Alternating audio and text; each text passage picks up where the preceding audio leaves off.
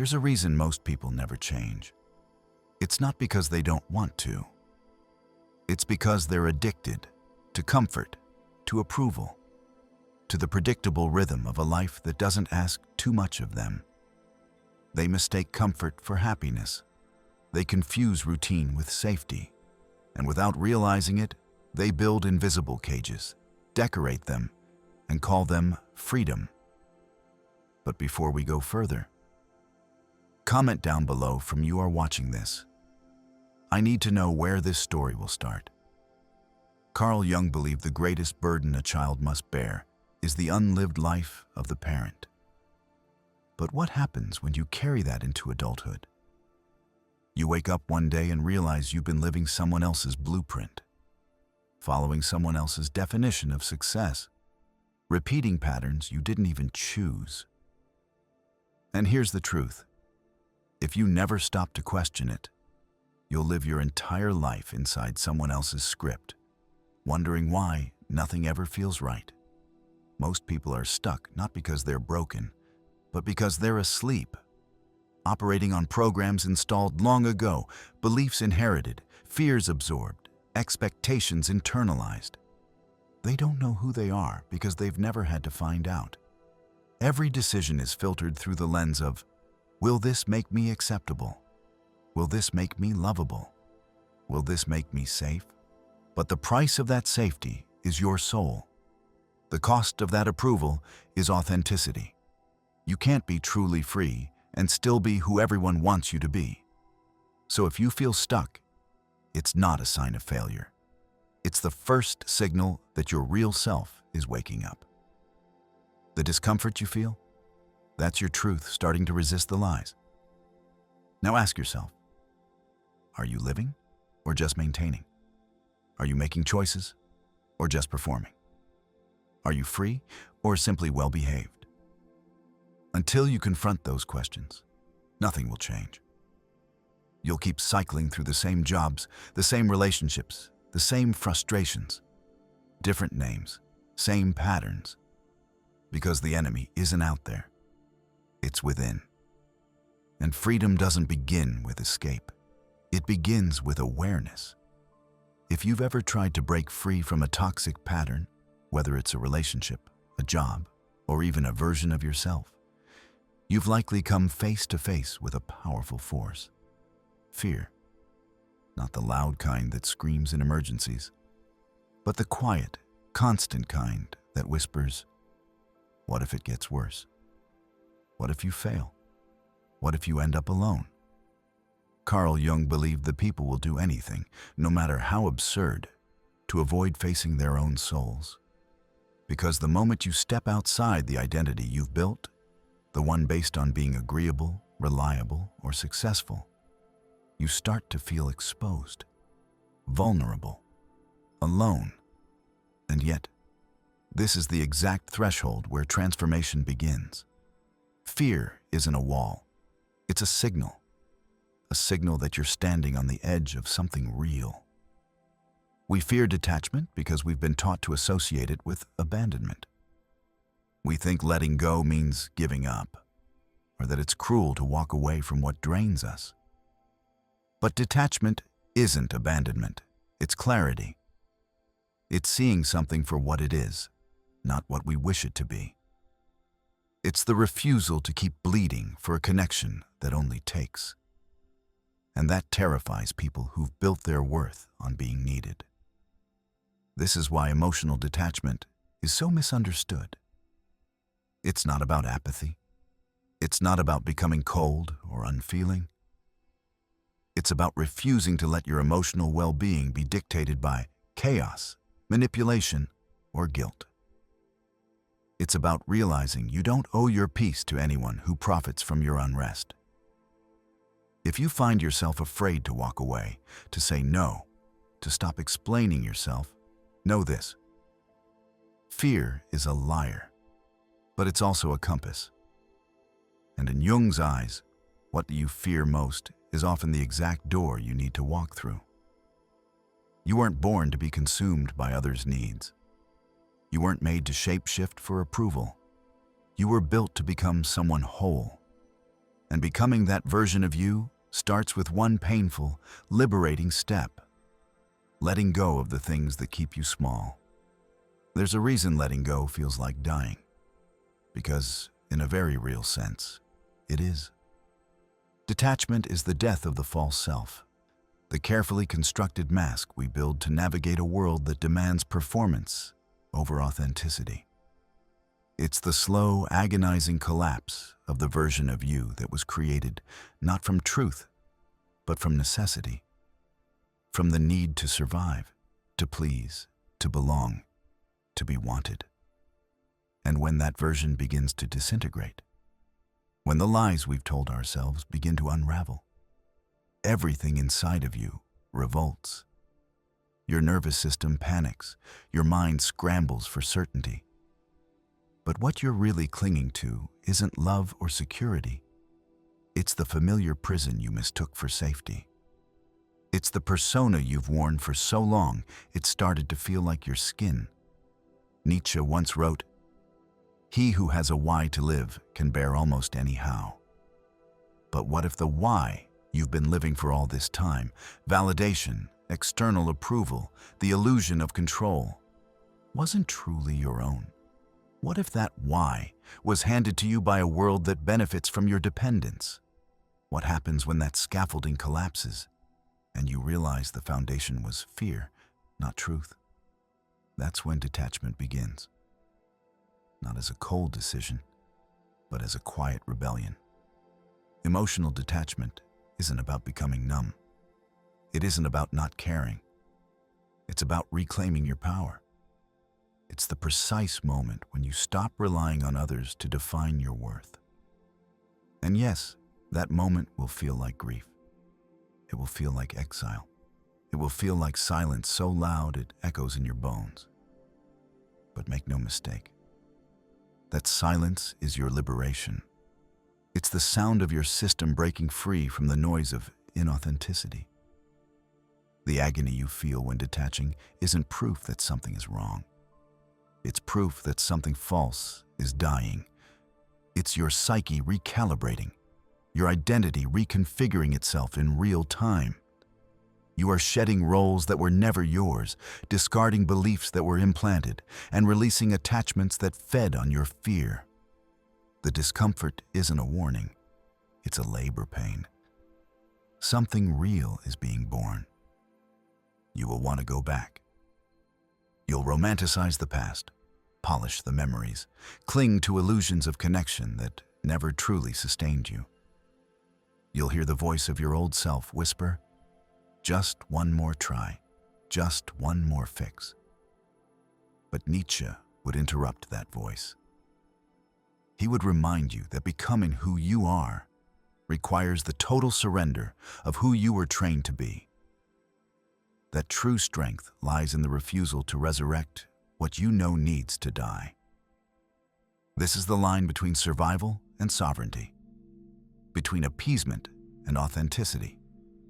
Every step you take through this fire is a step into your own authority. Every breath you take in the stillness is a reclamation of your center. This isn't the end, it's the beginning. The moment you stop surviving and start becoming. And no matter how much it hurts, that transformation is sacred. Because once you pass through it, nothing, not rejection, not abandonment, not even fear, can control you again. If you were taught to be agreeable, polite, selfless, to always smooth things over, to never be too much, you've probably mistaken suppression for strength. You've confused compliance with character. And you've been applauded for it, haven't you? For being so easy to get along with, for keeping the peace, for never making things uncomfortable. But here's the truth. The more you perform safety for others, the less safe you become to yourself. Playing nice is a survival strategy. It's a mask passed down through generations, especially to those told their value lies in being liked, not in being whole. It teaches you to measure your words, shrink your presence, and manage other people's emotions at the cost of your own. But over time, this strategy becomes a prison. You forget where the mask ends and you begin. You spend so much time scanning for signs of approval, avoiding the slightest ripple of conflict, that your own needs become invisible, even to you. Nietzsche called this the morality of the herd, the idea that we are conditioned to value acceptance over truth, comfort over courage. And what does that conditioning create? People who betray themselves in silence. People who know how to say yes but have forgotten how to mean it. People who don't raise their voice until it cracks under the weight of all the things left unsaid. You think you're being kind, but what you're really doing is abandoning yourself. Slowly, quietly, with a smile. And the people around you? They learn to take without asking, to expect your silence, to depend on your emotional labor while offering little in return.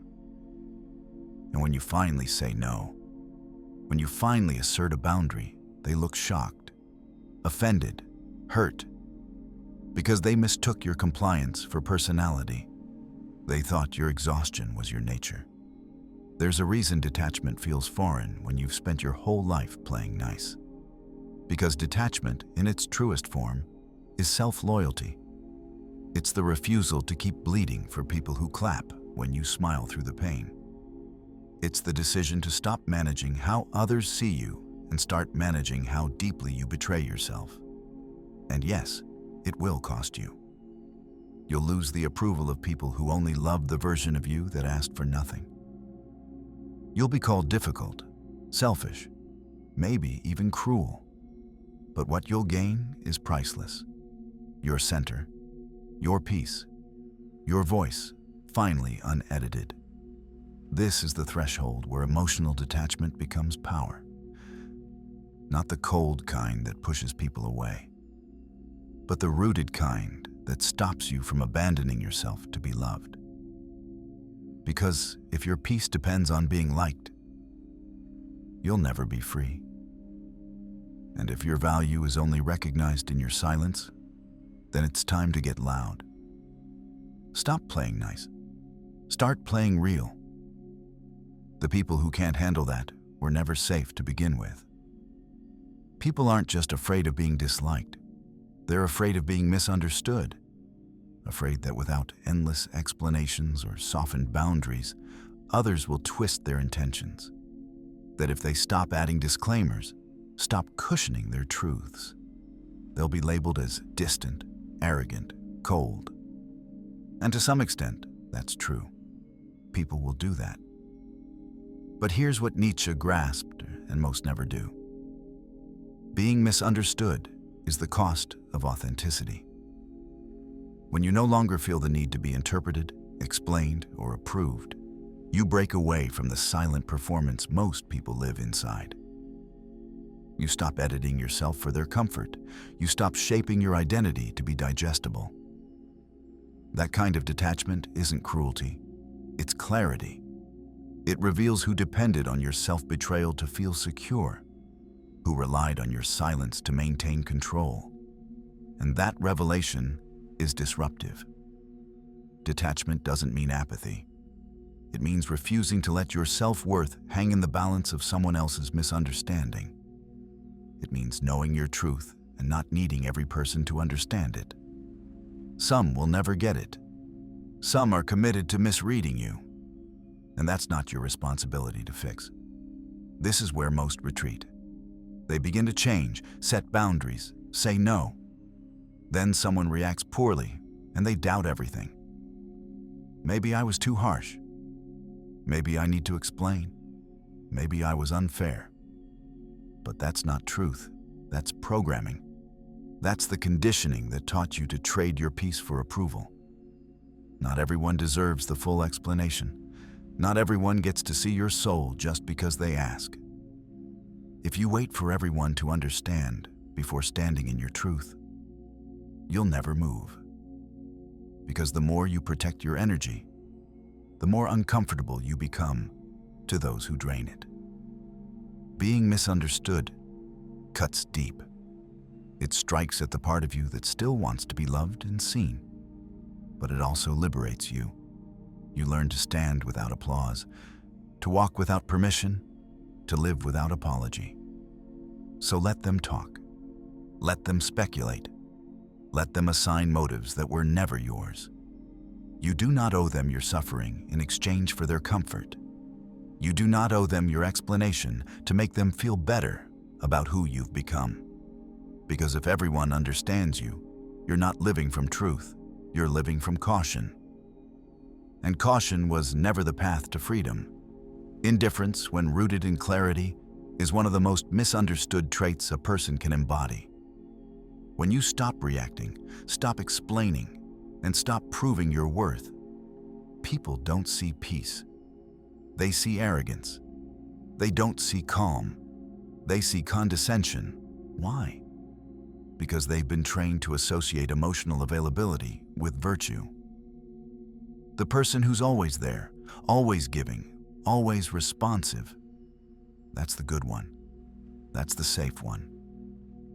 So when you shift, when you pull your energy back and stop offering it so freely, the world around you short circuits.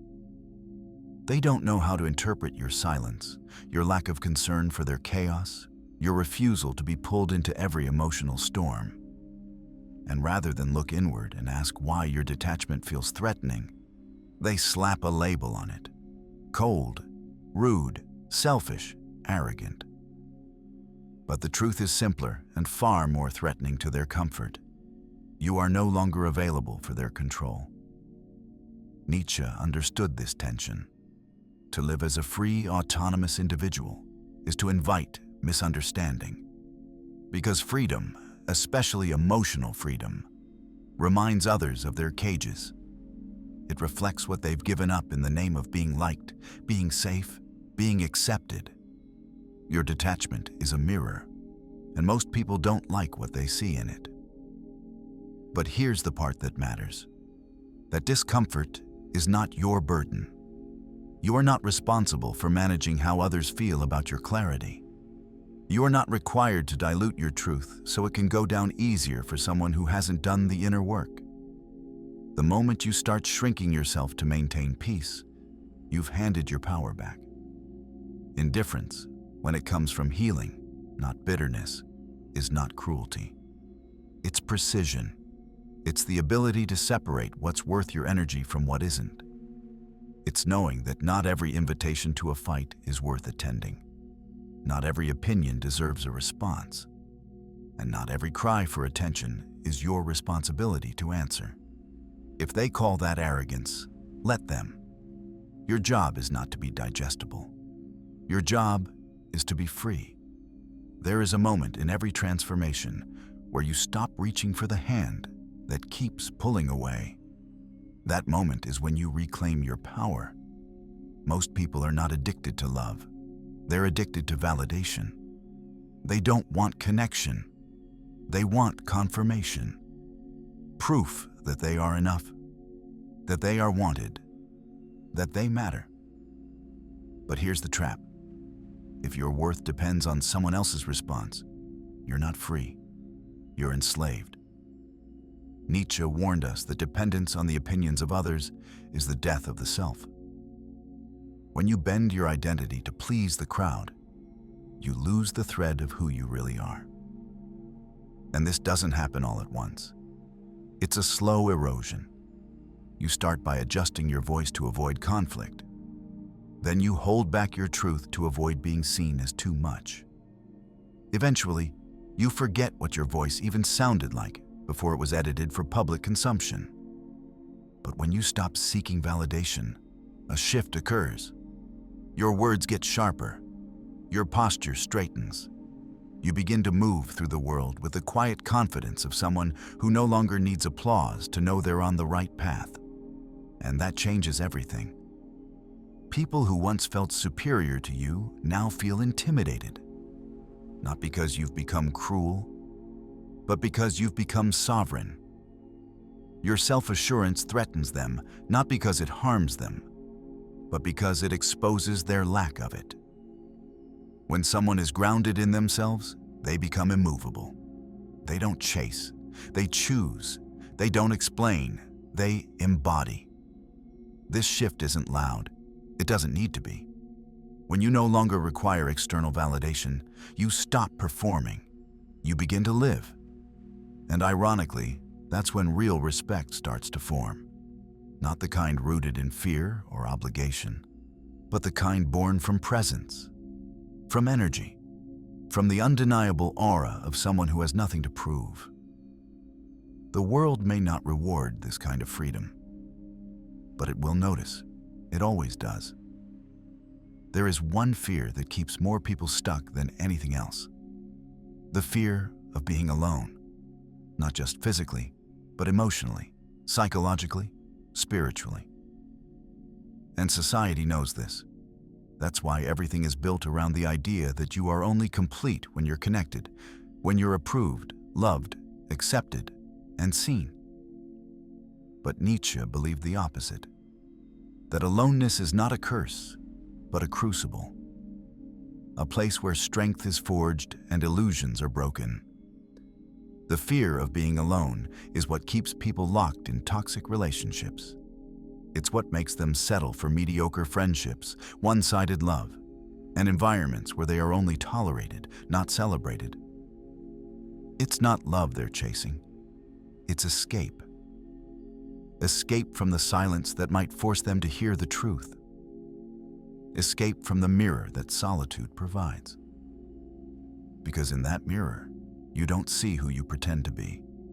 You see who you really are. Nietzsche said that to become who you truly are, you must be willing to walk alone. And he meant it. Not as a punishment, but as a path. Because only in solitude can you discover your own values, your own thoughts, your own voice. Only there can you learn to live without performing, without pandering, without needing someone else's approval to feel real. But here's the twist. When you finally embrace that silence, when you face the emptiness you've always feared, you realize it's not emptiness at all. It's spaciousness, potential, freedom. What you thought was loneliness was actually your own presence waiting to be recognized. That's why those who master solitude become dangerous. Because they're not waiting, not for validation, not for permission, not for company. They've become self-sufficient. And people who don't need others are the hardest to manipulate.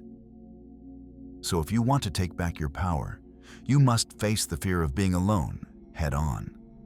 Not just once, but again and again. Until it no longer grips you, until it becomes familiar, until it becomes strength. Because when you stop fearing your own company, you become the kind of person who no longer begs for love, but chooses it. And that's when everything begins to change. There's a reason the world punishes what it doesn't understand. It turns its back on what won't conform, what won't bend, what dares to speak in a voice of its own. And if you've ever felt like you don't belong, like you're too much or too different, or too intense for the people around you, that's not a flaw. That's your edge. That's your signal. Because the truth is, you were never supposed to fit in. You were meant to stand out. Nietzsche believed that the herd does not create greatness. It destroys it. It shames individuality and silences original thought, not because it's evil, but because it's afraid. Afraid of what it cannot control. Afraid of what it cannot understand. The masses don't want leaders. They want mirrors. People who reflect their values back at them, their fears, their comforts. But those who think for themselves, who break from the script and question the story, they unsettle everything. And so the world labels them as arrogant, cold, distant, difficult. Not because they are, but because they are free. You were not born to obey every rule written in fear. You were not born to chase approval like it's oxygen. You were born to create, to challenge, to evolve. And that path is messy, lonely, misunderstood. But it's also where your power lives. The moment you stop trying to be what others need you to be and start being who you actually are, the entire game changes. You stop apologizing for your existence. You stop editing yourself to be palatable. And you start walking in truth, even if it means walking alone. Don't confuse rejection with failure. Rejection is proof that you're on the edge of something real, something alive, something only you can bring into this world. And yes, that will come with resistance, but it will also come with clarity. Because every time you say no to the world's expectations, you say yes to your own becoming. So if you feel like you don't belong, good. You're not here to belong. You're here to break the pattern, to crack the surface, to live from the core. That's not rebellion. That's self-respect. And once you stop waiting for the world to understand you, you become unstoppable. You don't owe the world your conformity. You owe it your authenticity. And when you live that way, fully, unapologetically, you don't just free yourself. You give others permission to do the same. There is a quiet rage that erupts when someone refuses to stay asleep. When you start to see things for what they are, not what you were taught to believe, you threaten the comfort of those still living in illusion. People don't just fear change, they fear the person who forces them to confront the need for it. And when you stop playing your part, when you drop the mask and speak the truth, you'll see just how quickly admiration can turn to contempt. Nietzsche understood this. He saw that most people aren't searching for truth, they're searching for validation. They don't want freedom, they want familiar cages. So when you begin to step outside the system, when you say no to manipulation, no to mindless obedience, no to inherited guilt, you become dangerous. Not because you attack others, but because you represent the possibility of a life that isn't built on fear. That kind of example shatters illusions, and most would rather silence the truth than face it. Don't expect applause when you start living awake. Expect resistance. Expect accusations. Expect to be misunderstood. The ones who once praised you for your kindness will call you selfish. The ones who relied on your silence will call you cold. Because to them, your awakening feels like betrayal. But it isn't betrayal. It's liberation. From a life that was never yours to begin with. And yes, it will hurt. It will hurt to see how quickly people turn when they can no longer use you. It will hurt to realize how much of your old life was built on performance, on pleasing, on pretending. But beneath that pain is power. The power to choose yourself. The power to walk away without explanation. The power to rebuild a life that aligns with your mind, not your fear. So let them talk. Let them judge. Let them hate. That's the price of waking up. But it's also the cost of freedom. And if you keep going, if you stay true even when it's hard, something extraordinary happens. The hate loses its grip. The noise fades. And you discover that peace doesn't come from being accepted. It comes from being whole.